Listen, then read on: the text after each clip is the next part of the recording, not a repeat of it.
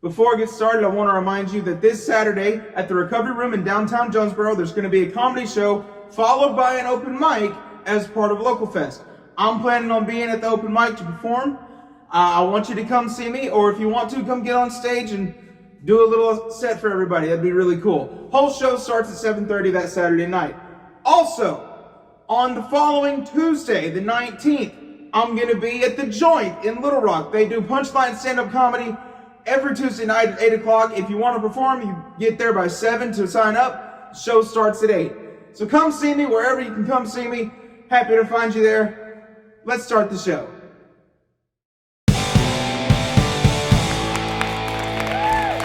Hello, welcome to Band Up Comedy. My name is Bryce Moore, and I will be your comedian.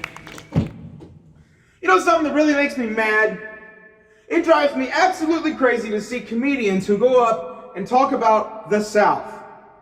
Especially because most of them nowadays don't know anything about the South. They get up there and they use their phony little accents. They think they know how to use that Southern imagery.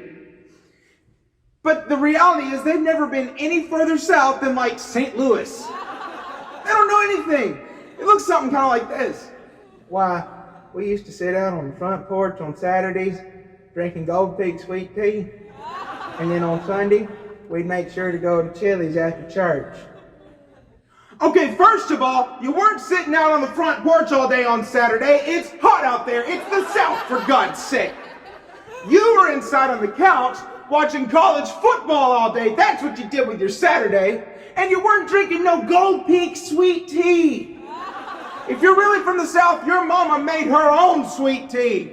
In fact, my mama makes her own sweet tea every week to this day. And on Sundays, no self-respecting Southerner goes to Chili's after church. We just don't do it. For us, it was the Bonanza Buffet and Steakhouse or the family-owned Mexican restaurant on 28th.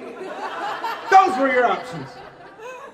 By the way, the whole church was going to go with you to whichever one you were going to. This was never planned, it just kind of happened. You show up and there's the preacher, there's all the deacons and preacher's family and everybody else. But that's the thing about all these comedians. They stand up there and they talk about it like they know it, and me, who got the real experience, knows they really don't.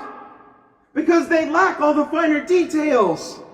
You'll never hear a comedian nowadays tell a story like this.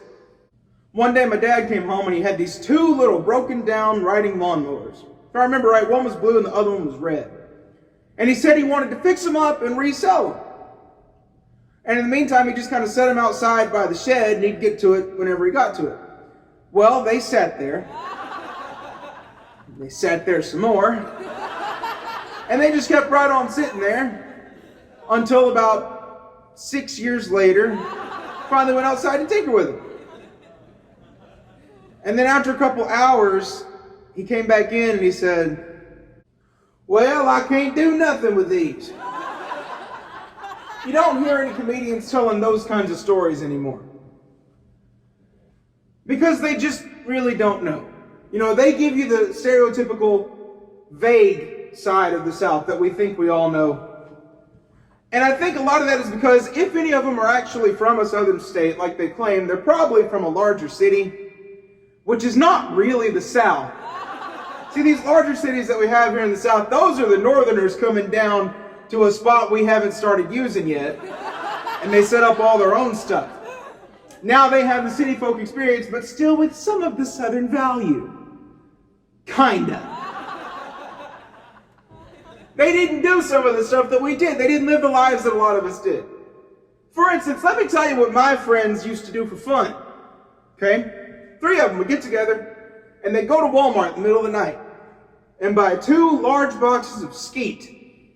Not to shoot it. They would drive around Whitehall and Pine Bluff and Watson Chapel on these back roads and throw it at street signs. Hey, get this 25 right here. See, folks, I actually know about this kind of stuff because I am the real deal. I'm not from the larger city. I'm not from Little Rock or Fayetteville. I was born in Pine Bluff and I grew up in Whitehall. These are tiny towns that are that far apart from each other. There was nothing going on there. Everybody lived there was a nobody. You know, that's what this was. I wasn't always out doing all the crazy stuff, but when I wasn't, somebody was telling me their first-hand account of them doing it. I know what it's all about. I'm that kind of Southern. I'm real Southern. I'm this kind of Southern right here. When I was a kid, I might have like a loose thread hanging off of my clothes, right? And I would go over to my mom or my grandma, and I would ask her to get it off. Well, you would think that either one of them would take a pair of scissors and just cut it off. But no, there were no scissors for that. They took their lit cigarette and burned it off. That's the kind of Southern man I am. By the way, whose brilliant idea was this? To take a lit cigarette and burn the thread off the clothes of a child? That seems safe. I just picture some old dude sitting out in his overalls wearing a camouflage ball cap going, "Hold on now, Billy, you got a string, come here." All right, go play now. Now, Jeffrey, what would you have done if he'd have just caught fire right then? Well, I'd have thrown my Budweiser on him and put him out. That's it for this episode of Band Up Comedy. Thank you so very much for watching. God bless you, and I'll see you again next time.